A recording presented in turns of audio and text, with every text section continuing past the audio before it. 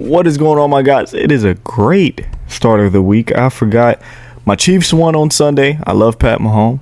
Or we played Monday. We played Sunday. And then my Panthers won. I'm from Charlotte. Panthers won, but today we're going to be focusing on boxing. This is high-speed chess. That's what you're watching.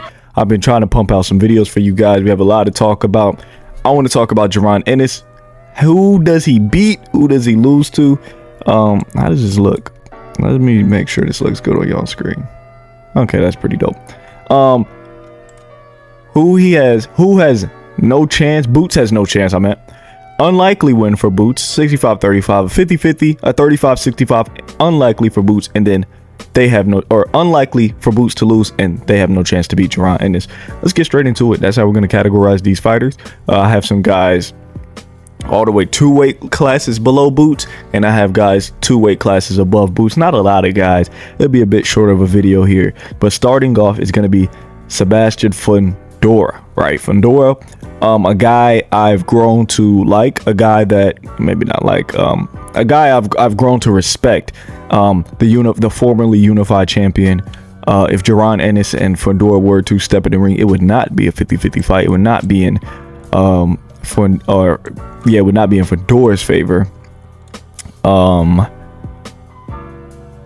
think it's a 35-65. I think there is a way from Fundora to beat Boots.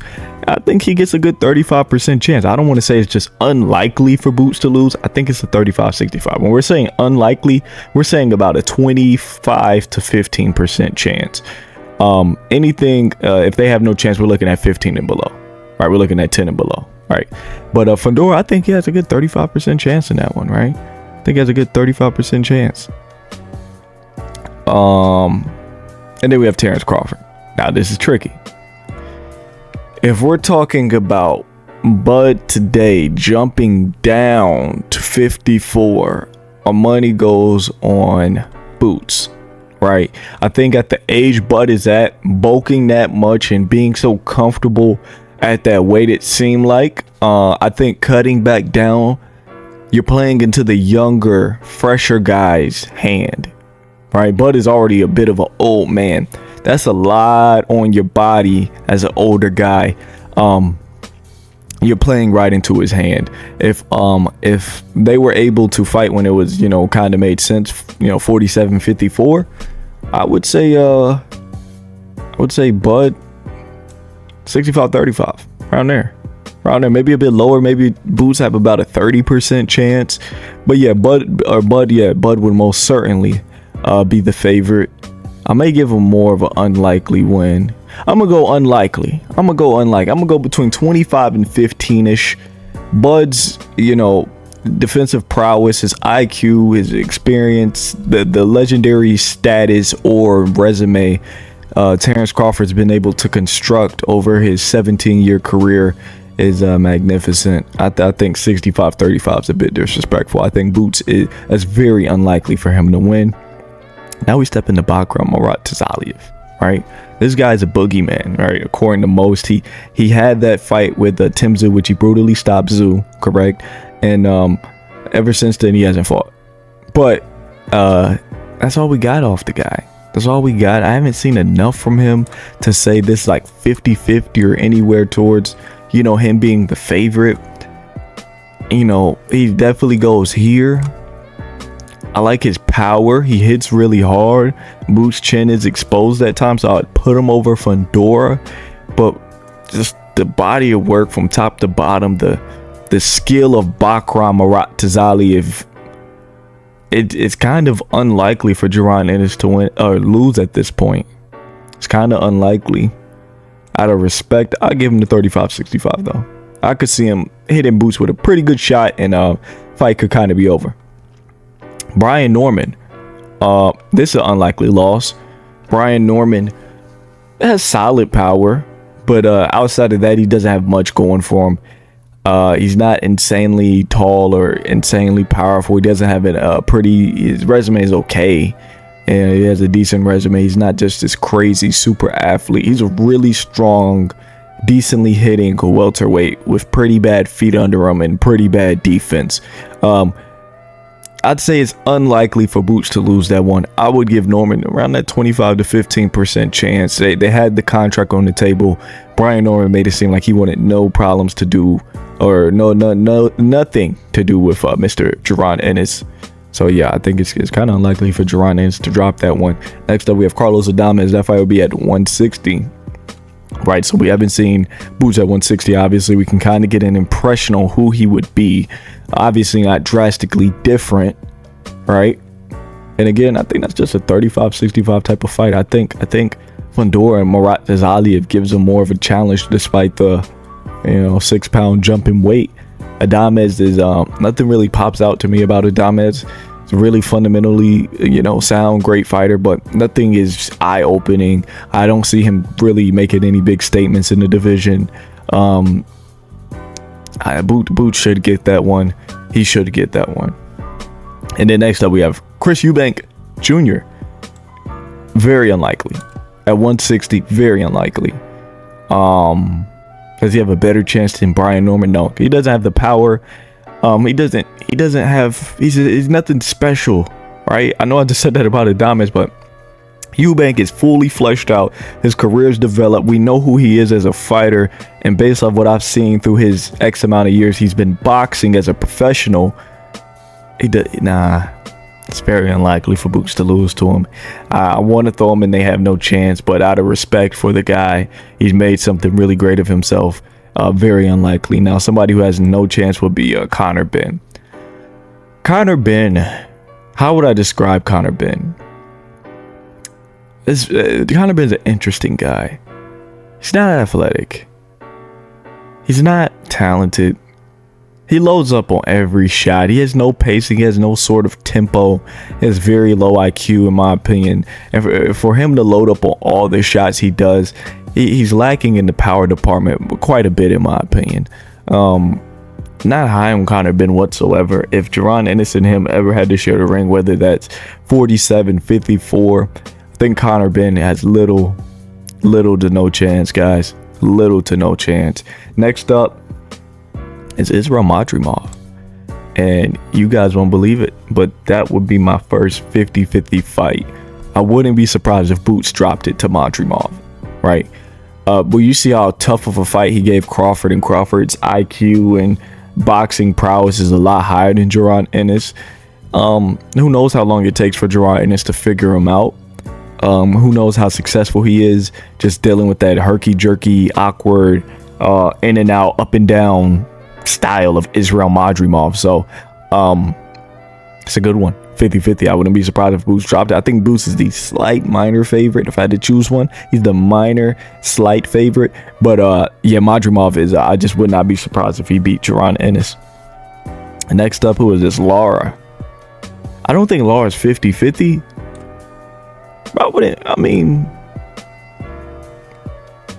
Man, I'll put Lara in front of Adames, right? He has a 35 to 25% chance of beating a guy in Jaron Ennis. He's a really old guy. He hasn't been challenging himself, but he's on like a 4-fight knockout streak. He's a veteran. He knows how to maneuver. If Jaron Ennis finds himself looking just, solely for the knockout, and he's just chasing, he could find himself down to Lara going into the championship rounds, and who knows, Lara could kind of run away with that one. No pun intended. Next up is Devin Haney, a guy I'm high on. I love Devin Haney. I know a couple of you guys commented, said I hate Haney. I absolutely love Mr. Devin Haney. If he were to clash with Boots at 47, I know he sent Boots a contract. It's interesting. The biggest thing that sticks out to me is Haney's terrible on the inside. He's a very weak fighter. Like, physically, he's not strong. He works really hard, but he's not strong. He has the higher IQ than Boots. He's the better boxer than Boots. He's going to be a bit quicker. Well, it's going to be a lot quicker, I believe. He's going to be a lot quicker. That's interesting. That's really interesting. At 147, I think Haney could do it, but it's going to be very boring. It's going to be a Jose Ramirez part 2, guys.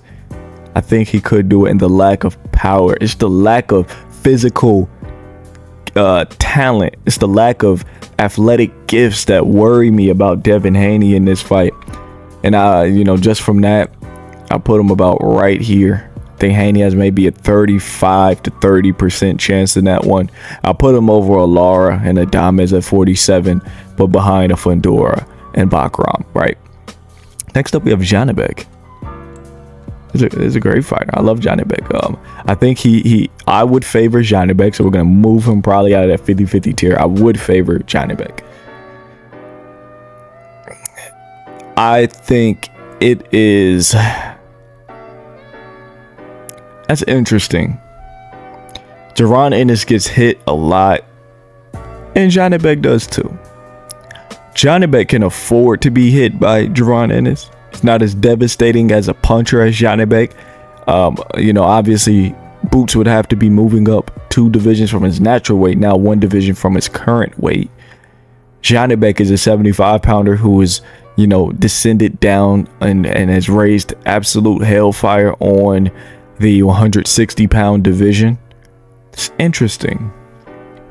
I want to say it's unlikely, but I'm kind of leaning towards Boots has no chance. I'm gonna go unlikely. It is very unlikely for Jaron Ennis to beat Janibek Alimhanila. Very unlikely in my opinion. Next up we have Tio. I think Tio goes right there with Haney. I think his lack of IQ puts him slightly behind Haney, but I could see Tio kind of working his magic in there. Tio Fimo's an amazing athlete. He can match Boots athletically in certain aspects of boxing. That'd be a pretty bad fight. I think Boots stops him and Haney, but I think you'll have some pretty interesting exchanges in that one. So that'd be pretty dope.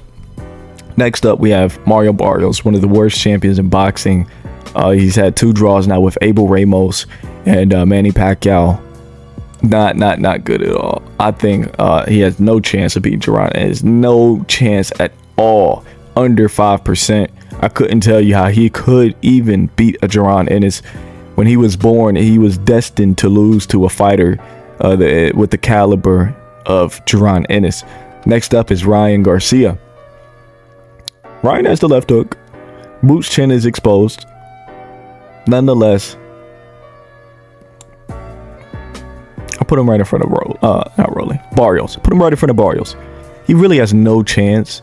The left hook hasn't proven to be effective past 140. Ryan Garcia is very one-dimensional, has very bad feet. He lacks in a lot of departments of boxing where Boots absolutely excels at. Ryan is a one-dimensional athlete. He's really explosive and quick with that one punch, where Jaron Ennis is well-rounded from his feet to his reflexes to his left hook to his uppercut to Jaron Ennis. The guy is special, and Ryan is too, but only in one singular aspect, where Jaron Ennis is this beautiful body of work, this beautiful entity, right? So no chance for Ryan. Rolly also has no chance. He has a bit of power, so I put him in front of Barrios. But Rolly, there's nothing special about Rolly. From top to bottom, he's not a special fighter. He's not insanely gifted. He's a guy who fought Tank Davis and has been living off of that fight for a while. He's made something good of himself. I don't want to just sit here and crap on Rolly. He's made a pretty decent career for himself, despite him being very lackluster and lacking in a lot of different things. So shout out to Rolly Romero. This isn't a knock on him, but Jaron Ennis would maul him to death. And Tim Tszyu, despite Timmy being a really good guy a year or two ago, where Tim Tszyu stands at today, it would be just like the Lima fight. It would be very identical to the Lima fight. Tim Tszyu is one of those guys. I think Eubank has a better chance of beating him than Tim Tszyu. I think Tim Tszyu is very, very unlikely. Very unlikely. We're talking 15% there. And then we step into the realm of Mr. Virgil Ortiz. I think Virgil goes over Madrimov in the 50-50 category. Could it be in Virgil's favor? No. He's never held a world title. He's never stopped anybody that would really send off those red alarms in my head, like, oh my god, this could be the guy to stop Jaron Ennis. I think he could stop him. but he couldn't stop a Sergey Boychuk. He couldn't dominate a Sergey Boychuk. The Madrimov fight was a bit close. He did dominate in a lot of rounds in that fight, but if he would have stopped Boychuk or maybe stopped Israel Madrimov, okay, then we're moving him up towards the 65% chance to win, but he didn't. It's not a knock on Virgil. He still looked good. I still got it a 50-50 fight. I wouldn't be surprised if Virgil won that one. I kind of favor Virgil. I'm not going to say I favor him. I think that's as 50-50 as you can get based off what we've seen from both those men. If you take the bias and your opinion, your emotions, your feelings out of it, and you look at what both men have done and what have led them up to this point, this is 50-50 as it gets. Next up is Xander Zayas. This is a very unlikely loss for Boots. I think he goes in front of Eubank and what's my boy's name, Tim Tszyu. But Xander Zayas, I'm not high on the kid. I'm not high on the kid, man. I gotta be honest. I'm sorry. And finally, we have Yaneli Hernandez. Yo Hernandez. He was in Canelo camp, also with Jaron Ennis, and I believe this would be the first time I believe somebody would step in the ring and have anywhere between a 65 and 60% chance to win against Jaron Ennis. Yo Hernandez hasn't captured the title, but I've watched him for a while now, and he is the real deal. He is one of the best 160-pound fighters on the planet. Southpaw, Cuban, athletic. He has it all. There's a reason why Canelo brought him in as well to train with him, along with Jaron Ennis. He sees something in both those guys, and I think, I like Yo Hernandez at that 65% range. So I'm pretty sure that's all we have. Yeah, that's all we have. And so just to sum it up, I don't think there's ever going to be a time where Boots steps in the ring and has no chance from 160 to 140. Anybody from 140 to 160, Boots is always going to have a chance against. But when you get to 68, if I had a Iglesias on here, I would say, yeah, Iglesias has no, or Boots has no chance against Iglesias. That's really about it. At 68, he still has a decent chance to win against some of those guys. Like Shiraz, I'm not just writing off the table. Even Berlanga and Billy, I'm just not going to write him off, you know. But I think Iglesias is like one of the few guys I'd say, okay, you have no chance of winning this Jaron Ennis. But let's sum this thing up real quick. Unlikely for Boots to win would be Janibek Alimhanila. I think that's the toughest fight you could make for Jaron Ennis right now, and Terrence Crawford. Somebody I would give around a 65% chance to win would be Yo Hernandez. My 50-50 fights are going to go to Virgil Ortiz and Israel Madrimov at 154 pounds. The people I would give around a 40 to 30% chance to win would be Bakram, Fandor, Devin Haney, Teofimo Lopez. Both of those fights would be at welterweight. Lara and Adames. The unlikely losses for Boots would be around 25 to 15%. That's going to be Brian Norman at 147, Xander Zayas at 54, Chris Eubank at 60, then Tim Tszyu at 54. And then people who I believe have no chance against Jaron Ennis, we're talking lower than 15. We're talking about all the way from like 10% to almost 0% would be Conor Benn, Ryan Garcia, Rolly Romero, and Mario Barrios. But that's all I got for you guys today. I hope you guys are having a great week. I hope to see you guys in the next video. We're going to be getting some more episodes of the podcast back up and running. So I'll keep you guys posted on that. I hope to see you guys very, very soon.